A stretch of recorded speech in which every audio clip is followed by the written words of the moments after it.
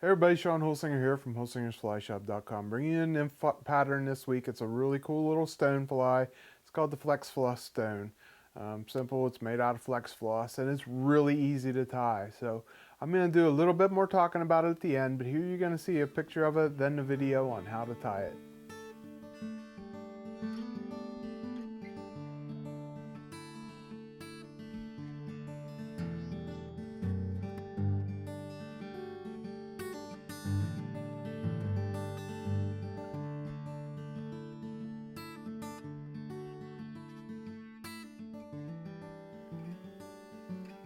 Alright, here you see the Flex Floss Stone. This one I actually tied in purple, just messing around for a steelhead one and just having some fun.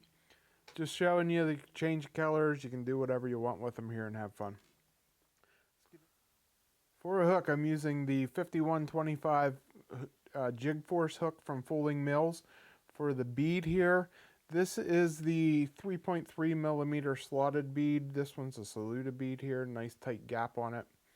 And for thread, I'm just using some Semperfli wax thread. This is actually 6/0 wood duck. Use whatever color thread you have here.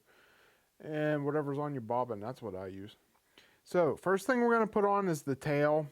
And this one's all about flex floss. So we're using some brown flex floss here. I'm going to take about a 3-inch long piece of it and fold it in half. And what I'm going to do is I'm going to take the folded end and I want to tie that in right behind the bead. And my reason for tying it in behind the bead is if I tie it in right there, I can pull this back and it's going to even out my body. It's going to make my body nice and level.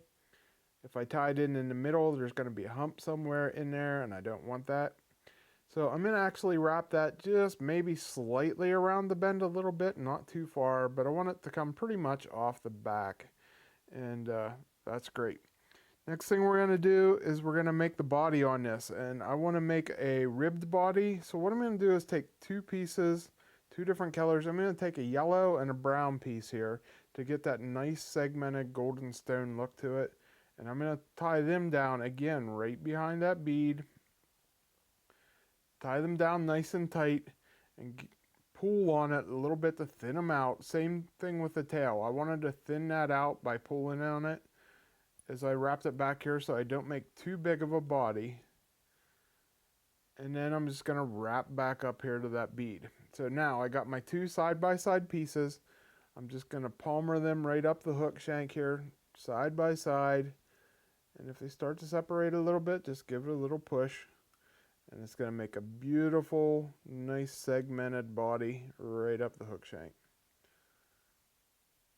Very, very easy stonefly body. Very easy to achieve. Minimal effort and real cheap. Flex floss is really cheap. So cut them off and we're going to put our legs on next. For the legs, I'm going back to some brown flex floss. And I'm just going to put one piece on each side. Again, go about 2 or 3 inch long piece. And we're going to put this on and make a collar at the same time. So wrap it on there. And put one down your side so you can see. Just get it right on the side of the hook. And there you see how I'm just splaying them out nice like that. And then I'm going to come in with some chocolate brown ice dub, and it doesn't take much. I'm keeping this thin. I want it to sink. You know, my flies, you look at my fly box, it's all nice thin flies. Keep that thin profile here.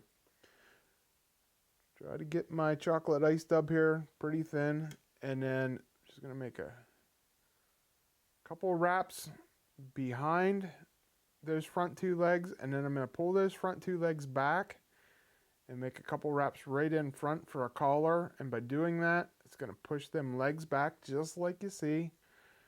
And we're going to finish off right behind the bead. Oops. This is about as simple as you can get for a stone fly, and it's a good little fish catching fly. It's going to get you down quick. I like tying smaller stones. Great thing about stone flies is they're in the water all the time, so they're all different sizes. So last thing we're going to do is just come in and trim our legs a little bit shorter. And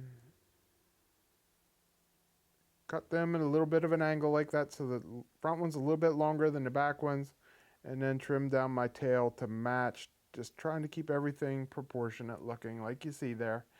And nice, easy, simple golden stonefly pattern to tie there, and it's going to ride like that with that hook, with that jig bead hook, whatever. So I think you're going to like this one. It's going to catch you some fish. Give it a try.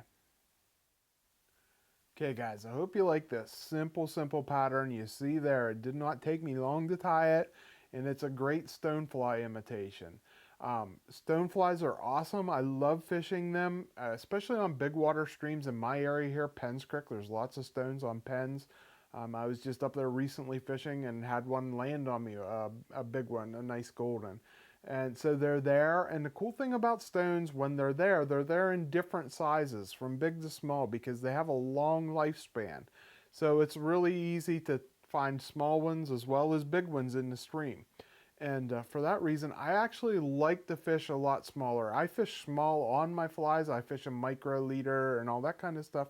So for me, tying this in like a size 10 or a size 12 is the perfect size for me. It's right in that wheelhouse where I like to be. You know, I'm gonna use this as my anchor fly, put a 2.0 bead above it so I can fish it in, fish a, let's say a little gasolina or something above it, but use this to get down in the deeper water on my big streams like Penns Creek and stuff when I'm not reaching out into them big pocket holes and stuff like that. So great fly to get you down in the deep water.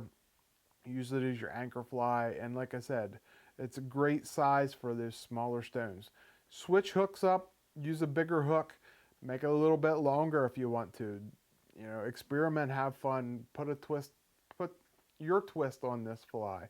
This is just one that I sit down at the vise with and come up with, and I just love the looks of it and have fun tying it and like to fish it. So that's what tying's all about, you know, experimenting, having fun, finding what works in your area. That's one of the reasons why I like this sport so much.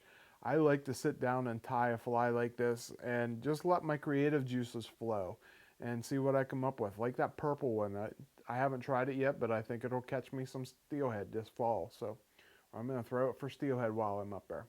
Have fun tying, guys. You need any of them, you want me to tie some for you, holsingersflyshop@gmail.com.